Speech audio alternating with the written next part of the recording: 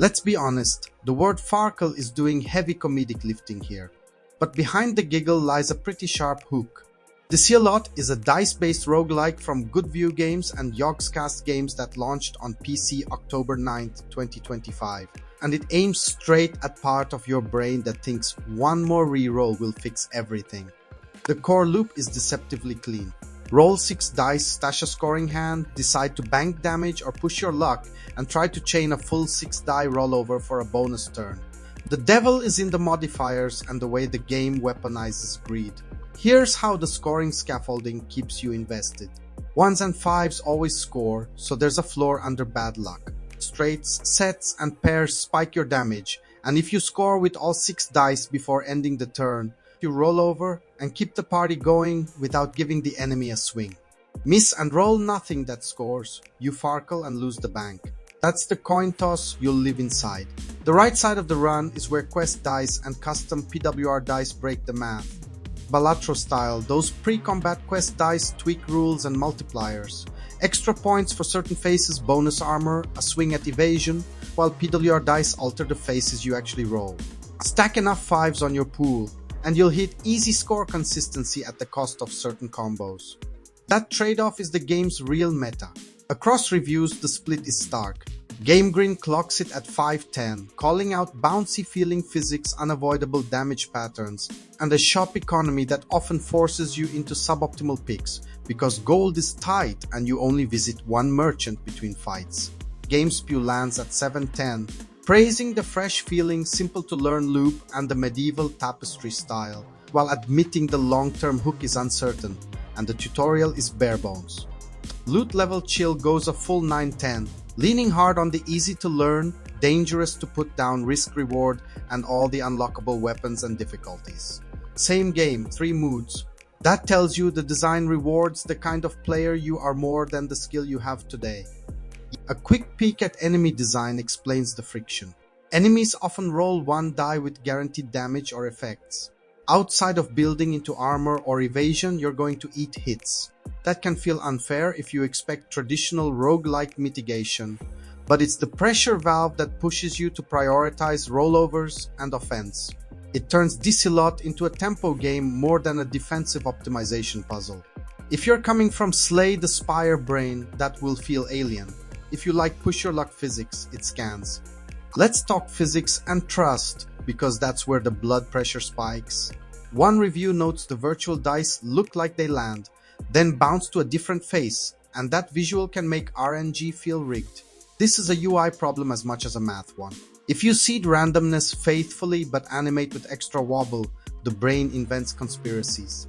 Antidote is buildcraft, not belief. Stack your pool so the bad faces still produce value and suddenly wobble equals win. Face-weighted PWR dice that bias toward 1s and 5s plus quest dice multipliers for those numbers turn volatility into a conveyor belt of small scores that keep rollovers alive. Once you hit the shops, the decisions cut both ways. Vassals give minor reliable passives. PWR dice reshape your ceiling and floor. Quest dice can supercharge a plan or whiff completely. Because you only visit one store at a time and gold is capped, you can't pivot every run on demand. That's the rub that the 5-10 review fixates on, and the 9-10 review shrugs off. If you enjoy coaxing a fragile draft into a functioning engine, you'll love the constraint. If you want to craft a precise build every run, the economy will feel stingy. There are 11 weapons that function like loadouts, changing rerolls, face distributions and more, and 7 difficulty levels to climb, so the macro replay scaffolding is there. The question is whether the micro variety lands for you.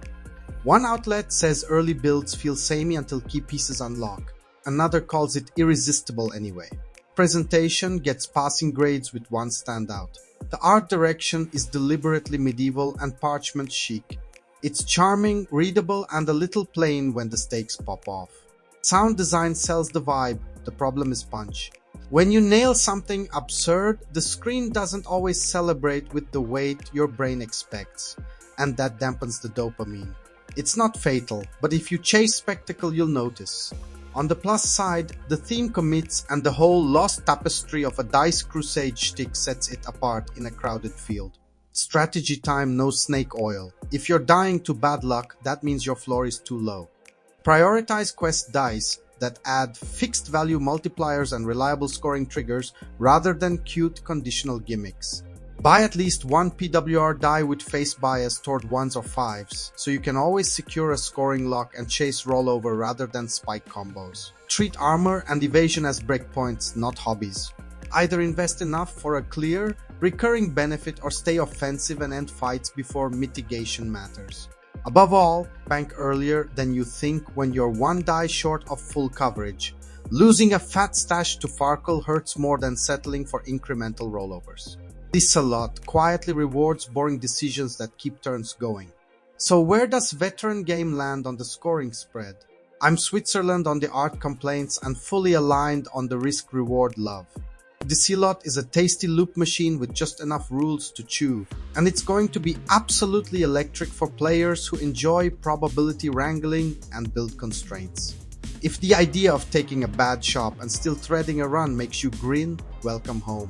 If you want granular control over mitigation and a suite of defensive levers, this will feel like the dice are bullying you. The difference between 5 and 9 is whether you measure fairness by agency or by outcomes.